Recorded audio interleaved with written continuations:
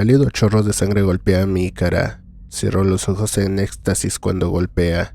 Este sentimiento, pura euforia, nirvana al precio de la vida de otro. Nunca pensé que diría esto, y mucho menos lo mantendría. Pero es un pequeño precio a pagar. Minúsculo, más barato que cualquier medicamento y 10 veces más satisfactorio. Déjame ponerte al día sobre cómo me convertí en esclavo del sentimiento. Un adicto a la sensación que tengo cuando la vida de alguien está en mis manos y la pierdo por un subidón barato. Mi padre y yo estábamos distanciados. No lo había visto desde poco antes de cumplir 13 años. Mi abuelo, el padre de mi papá, acababa de fallecer hace un par de meses. De hecho, brutalmente asesinado. Entonces llegó el día en que mi madre finalmente se puso firme y dijo, ya basta. Solía reprocharle eso en mi mente prepuber, antes de que pudiera entender la razón por la que los adultos hacían lo que hacían. Pensé que era egoísta, que simplemente quería lo que ella quería, y aparentemente mi papá no lo era.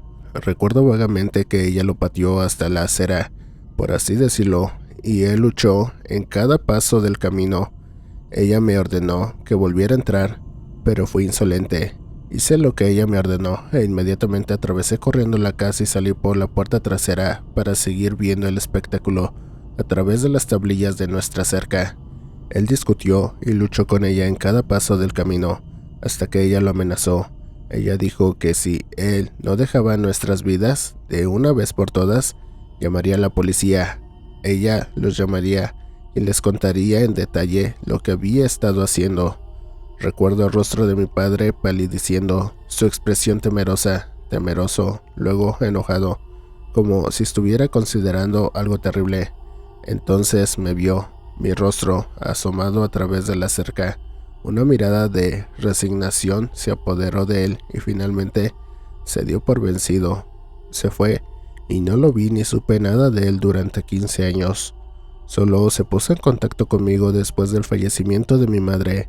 Ella lo había sabido, no sé cómo, pero había sabido en qué se había convertido él. A veces desearía que me hubiera dicho, tal vez así, no habría venido corriendo cuando él me llamó tantos años después. A veces, cuando me contaron después del funeral de mi madre, yo estaba en un mal lugar. Mi madre, la única constante en mi vida, se había ido. Nunca supe lo que realmente había sucedido entre ella y mi padre. Supongo que lo había atribuido a una disputa entre amantes, incompatibilidad por su parte. Casi no hay nada que reprocharle a mi padre. Mentiría si dijera que una parte de mí no la culpaba. Por su culpa tuve que pasar la mitad de mi vida sin una figura paterna en mi vida. Ella había tenido un par de novios desde entonces, pero yo era lo suficientemente mayor como para reprocharle eso. No eran mi padre, y por eso nunca me agradarían. No creo que yo haya sido el catalizador de por qué ella nunca se puso demasiado seria, pero podría tener esperanzas, ¿no? Sin una verdadera familia, cuando mi padre llamó, vine corriendo. Puedo admitirlo ahora, no pasaron 2 días desde que me contactó, y nos encontramos para cenar. Su apartamento era escaso, como si, aunque viviera allí, apenas pudiera vivir allí.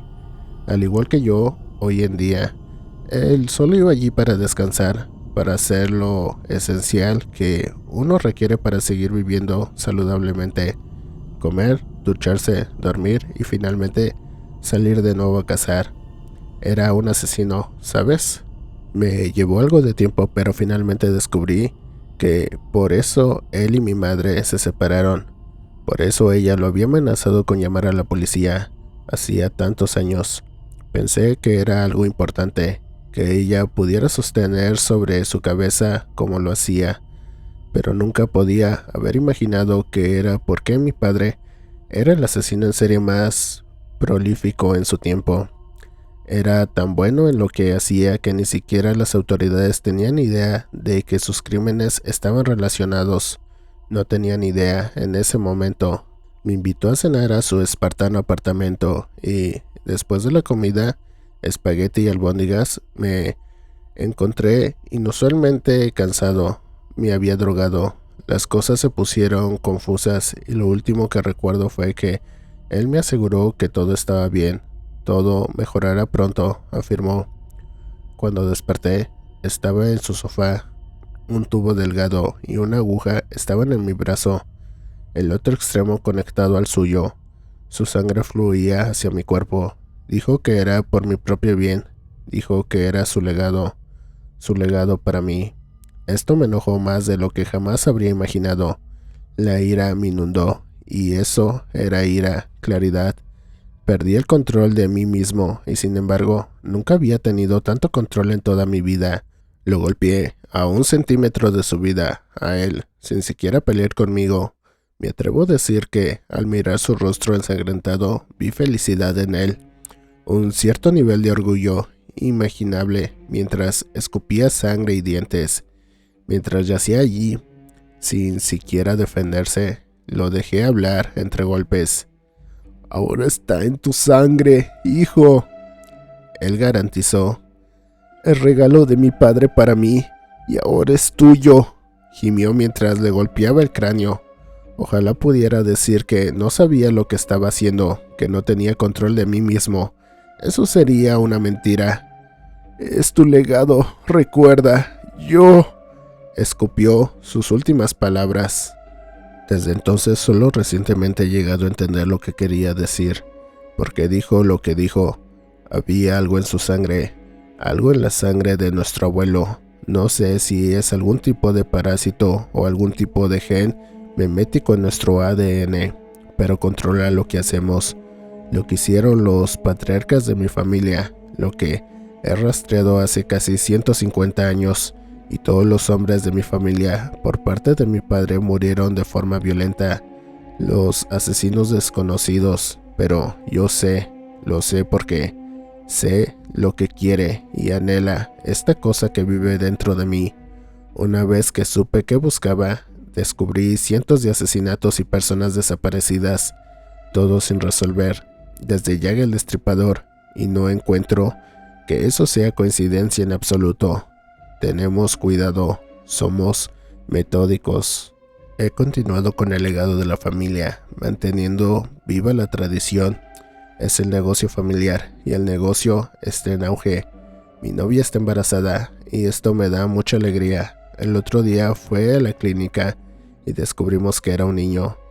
Publico esto aquí con la esperanza de que algún día, dentro de unos años, él haga su debida diligencia como yo hice la mía, y cuando encuentre esta publicación, sabrá de dónde viene. No tengo ninguna duda de que sabrá exactamente qué hacer.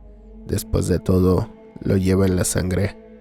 Y con esto concluimos esta historia. Un agradecimiento enorme a Sadixtorsion, ya que él es el que nos patrocina esta historia. Ya saben, en la descripción dejo el enlace a su historia si la quieren leer o checar las demás historias, chicos. Y como siempre, desterrados, nos vemos hasta el próximo video y tengan cuidado allá afuera.